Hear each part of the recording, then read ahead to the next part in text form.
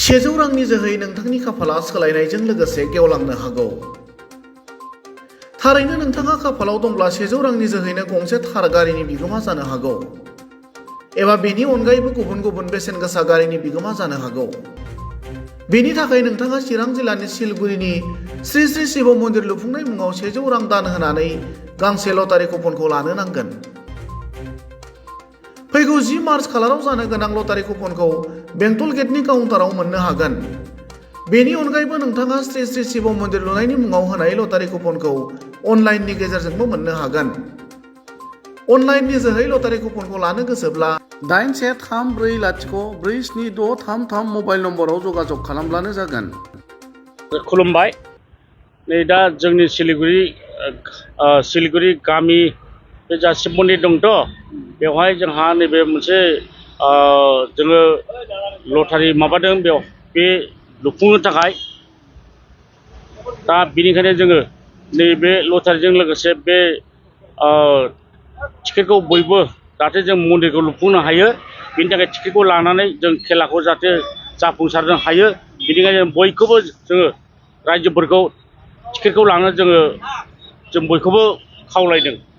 टिकेटनि बेसेना 100। ओरैनो बुक मोनसेयाव बेसेबां दङ?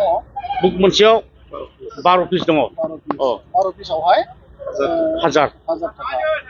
आदसा बेखौ मोननो थाखाय नोंथांमोना माने अनलाइननि बेब'स्था खालामबाय नामा? दङ, अनलाइननि बेब'स्था दङ। बेनि थाखाय माने होखानाय नम्बर दङ आरो बेवहाय होखानाय नाम्बाराव कन्टेक्ट खालामनानै गोसोबायदि सुबिदाफोरखौ सोंहरनोबो हागोन, सोंनानै लानो हागोन। खेलाया माब्ला जागोन? 10 तारिख मार्च। मोनबेसेसो प्राइस दङ? प्राइसआथ' गोबां दङ। नै गारि गिदिर गंब्रै दङ, ओमफ्राय बाइक अनेक रोखोम बाइक स्कुटि ই-রিক্সাबো। শিলগুৰি শ্ৰী শ্ৰী শিৱ মন্দিৰৰ সাহায্যাৰ্থে এখনি উপহাৰ কুপনৰ খেল ইয়াতে অনুষ্ঠিত কৰিছোঁ। অহা 10 মাৰ্চৰ সন্ধিয়া 8মান বজাত আমি খেলখন অনুষ্ঠিত কৰিম। টিকটৰ মূল্য মাত্ৰ 100 টকা। প্ৰথম প্ৰাইজত মহেন্দ্ৰা থাৰ, ছেকেণ্ড প্ৰাইজত ৰয়েল এনফিল্ড। এনেকুৱা কৰি আমাৰ কেইবাটাও মানে বিলাসী বাহন আছে, বাইক আছে, KTM ডিউকো আছে, ৰয়েল এনফিল্ড এনেকৈ আছে। আমি ৰাইজৰ সহযোগিতা বিচাৰিছোঁ। চিৰাং জিলাৰ বেংটল গেটৰ ইয়াতে আমি অস্থায়ী টিকট কাউণ্টাৰ খুলিছোঁ। ইচ্ছুক মানুহে আহি ইয়াৰ পৰা টিকট সংগ্ৰহ কৰিব পাৰে। অনলাইনতো টিকট বিক্ৰী কৰি আছোঁ, অনলাইনতো আপোনালোকে যোগাযোগ কৰিব পাৰে, নম্বৰ দিয়া আছে। সহযোগিতা বিচাৰিছোঁ। টিকটৰ মূল্য 100 টকা। অনলাইনৰ ব্যৱস্থা আছে। सिलगुरि गामिनि नैबे शिव मन्दिर लुनायनि नामावहाय लटारि खेलाखौ होदों, बेहाय नोंथाङा मा होनगोन?